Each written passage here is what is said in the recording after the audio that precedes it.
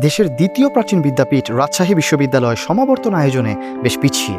1953 সালে প্রতিষ্ঠিত এই বিশ্ববিদ্যালয়ের 69 বছরের ইতিহাসে সমাবর্তন হয়েছে মাত্র 11টি। অন্যদিকে 1921 সালে প্রতিষ্ঠিত ঢাকা বিশ্ববিদ্যালয়ে সম্প্রতি 53তম সমাবর্তন অনুষ্ঠিত হয়েছে। রাজশাহী বিশ্ববিদ্যালয়ের প্রথম সমাবর্তন অনুষ্ঠিত হয় 1953 সালে। 1959 সালে অনুষ্ঠিত হয় দ্বিতীয় সমাবর্তন।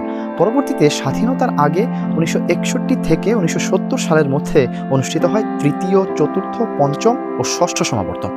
স্বাধীনতার পর 1973 সালে বিশেষ একটি সমাবর্তনের আয়োজন করা হলেও এরপর প্রায় 25 বছরে কোনো সমাবর্তন আয়োজন হয়নি এই ক্যাম্পাসে।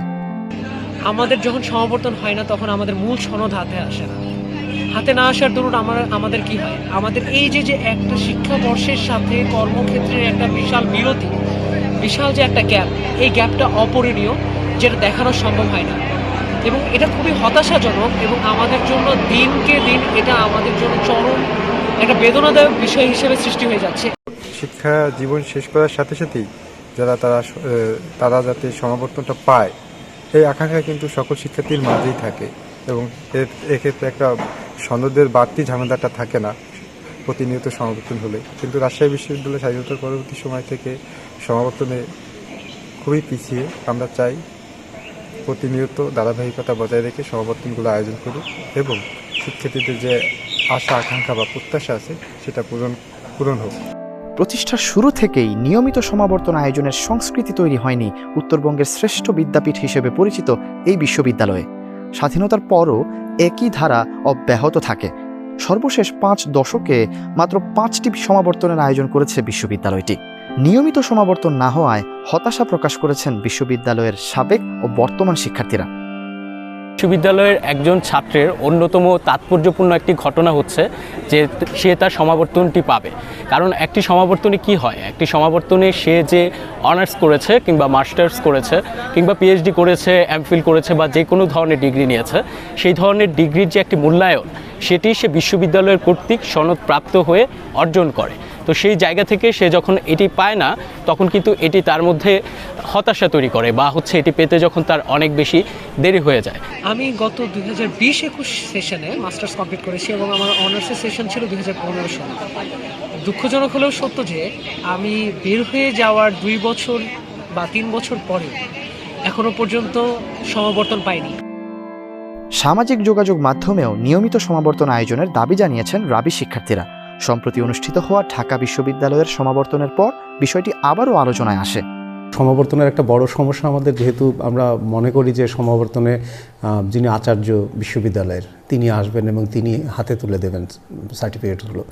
কিন্তু যেটা হয় যে আচার্যের তো শিডিউল পাওয়া মুশকিল হয় এবং এই ধরনের আমাদের মতো দেশগুলোতে আচার্য বা শিক্ষামন্ত্রী যিনি আসুন না কেন তার জন্য যে ধরনের আয়োজন করতে হয় এটা প্রতি বছর করা খুব মুশকিল হয়।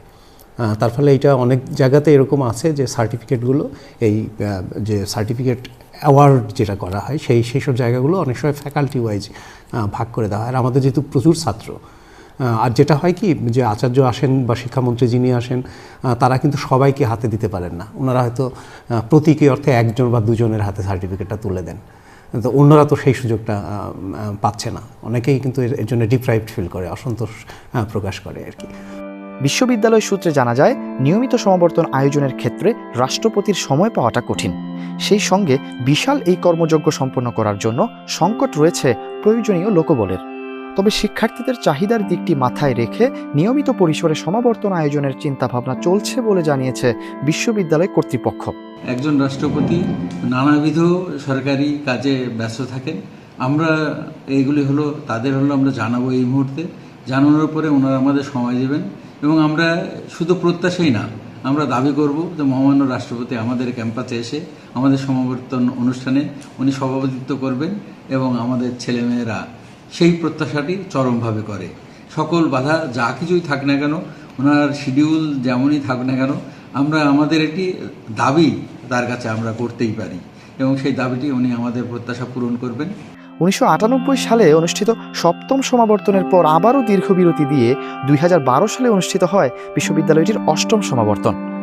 বিশ্ববিদ্যালয়ের প্রশাসন বিভিন্ন সময় নিয়মিত সমাবর্তন আয়োজনের আশ্বাস দিলেও বাস্তবায়নে তেমন উদ্যোগী হতে দেখা যায়নি। রাজশাহী বিশ্ববিদ্যালয় থেকে সৈয়দ সাকিব, সংবাদ প্রকাশ। সংবাদ, ফিচার ও অনুষ্ঠানের জন্য ভিজিট করুন সংবাদ প্রকাশের ওয়েবসাইট এবং যুক্ত থাকুন ফেসবুক পেজ ও ইউটিউব চ্যানেলের সঙ্গে।